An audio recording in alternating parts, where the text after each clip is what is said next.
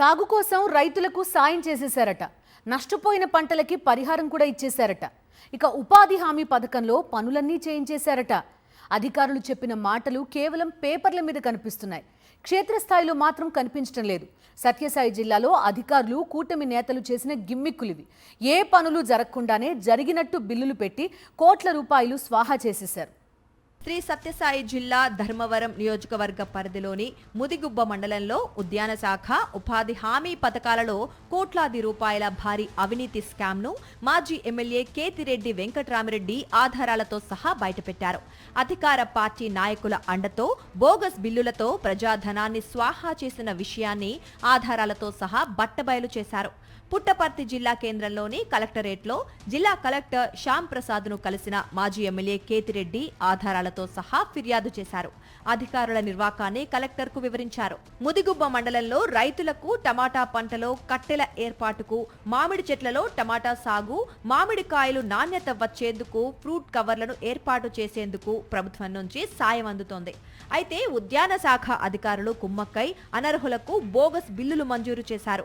జేకేపల్లి ఆర్బీకేలో పనిచేసే ప్రియాంక, ముదిగుబ్బ మండల వ్యవసాయ శాఖలో ఏఈఓగా పనిచేసే మనోహర్ నాయక్, ఎంపీఈఓ సలలు ఈ అవినీతి ఎపిసోడ్లో కీలకంగా వ్యవహరించారన్న ఆరోపణలున్నాయి.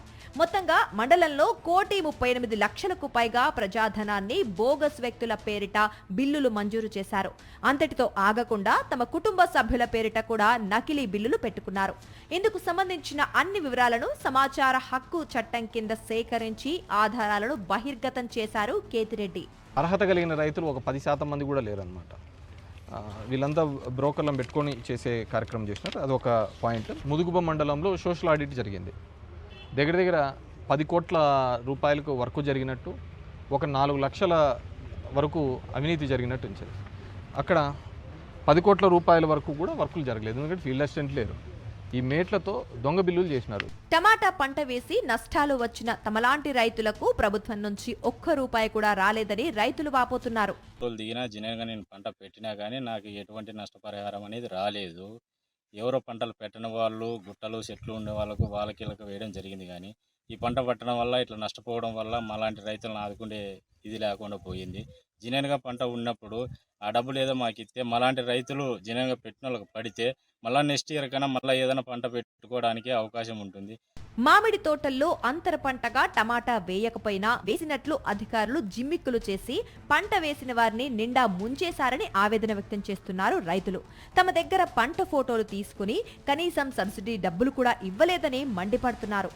మామిడి చెట్లు 15 ఏళ్ళ మామిడి చెట్లలో టమాటా పెట్టినట్లు ఫోటో తీపించుకొని ఆ నెంబర్ మీద బిల్లులు చేసుకుంటారు. టమాటా కట్టెలకు 2.5 ఎకరా టమాటా పెట్టినాను, బిల్లులు పడలేదు. కానీ మాడి చెట్లు 15 ఏళ్ళ మాడి చెట్లు ఉన్న వాళ్ళు పన్నాయి. ఒక్క హార్టికల్చర్లోనే కాకుండా ఉపాధి పనుల్లోనూ అంతులేని అవినీతిని చేశారు.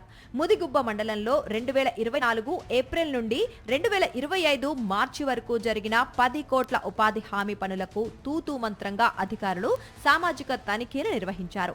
దీంతో అవినీతి అక్రమాలను బయటకు పొక్కకుండా జాగ్రత్త పడ్డారని మాజీ ఎమ్మెల్యే కేతిరెడ్డి ఆరోపించారు.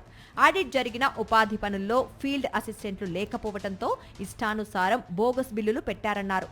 ముదిగుబ్బ మండలంలో 2017 నుండి 2019 వరకు జరిగిన ఉపాధి పనుల్లో అక్రమాలను బయటపెట్టి 7 మంది అధికారులు 17 మంది ఫీల్డ్ అసిస్టెంట్లపై కేసు నమోదు చేసి జైలుకు పంపించినట్లు గుర్తు చేశారు.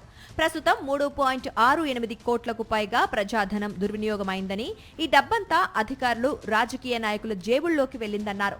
మంత్రి సత్యకుమార్ యాదవ్ కు ఈ అవినీతి కుంభకోణంతో సంబంధం లేకపోతే తక్షణం విచారణ జరిపి ప్రజాధనాన్ని రికవరీ చేయాలని డిమాండ్ చేశారు కేతిరెడ్డి.